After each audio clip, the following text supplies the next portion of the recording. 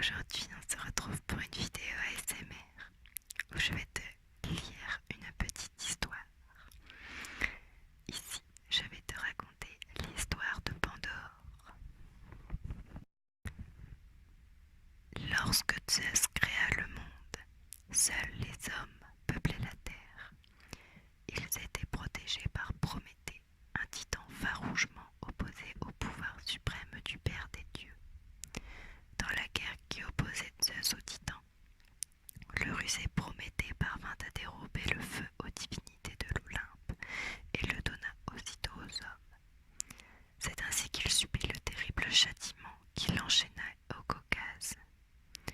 Mais Zeus ne pouvait en rester là et voulut se venger des êtres humains en leur offrant le plus bel objet de leur désir, afin de leur inspirer passion et tournement.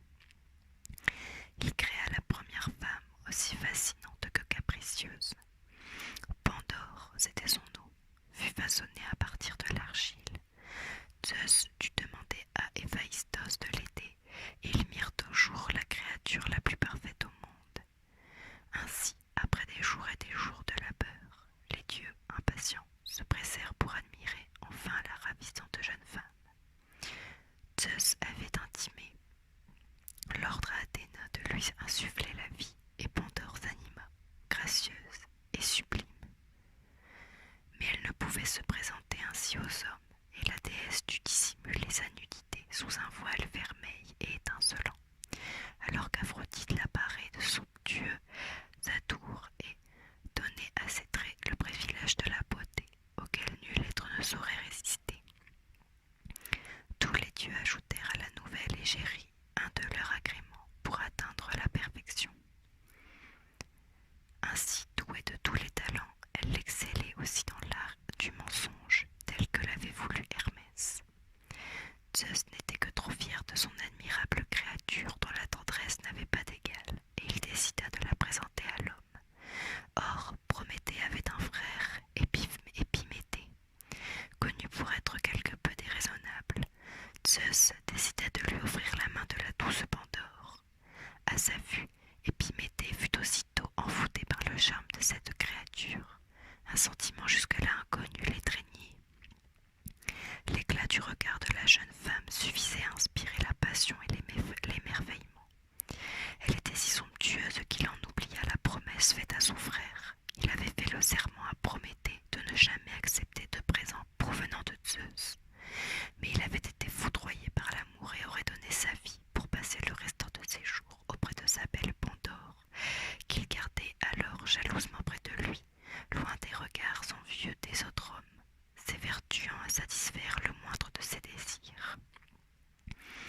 Avant d'envoyer Pandore sur terre, les dieux lui avaient remis une boîte, sans lui dire ce qu'elle contenait, et ils lui ordonnèrent de ne jamais l'ouvrir. Aux côtés de son époux, Pandore jouissait de la vie et savourait son bonheur. Elle avait dissimulé la cassette des dieux, mais ses regards intrigués se portaient souvent sur elle, et comme celle-ci n'avait pas de serrure, il lui était difficile de réprimer son désir de connaître son contenu. Elle passait et repassait devant le coffre sans oser y porter la main, attirée par l'envie de lui ôter son couvercle, mais aussitôt arrêtée par le souvenir de l'interdiction formelle des dieux. Un jour, n'y tenant plus, elle s'approcha irrésistiblement de la boîte et, piquée par une trop vive curiosité, Pandore sentit grincer le délicat objet sous sa main. À peine eut-elle entrouvert la mystérieuse boîte que tous les maux de l'humanité qu'elle renfermait s'échappèrent. Ainsi, la guerre, la maladie, le vice, la vieillesse, la perfidie, la misère et tant d'autres fléaux encore se répandirent. Figée par l'effroi, consciente de son impardonnable faute, Pandore se décida à refermer le funeste coffret, mais en vain, car tout s'était envolé. Tout, à l'exception de l'espérance qui s'éveillait lentement au fond de la boîte, fragile et solitaire. Ainsi, l'espérance peut être perçue comme un terrible mal, le plus atroce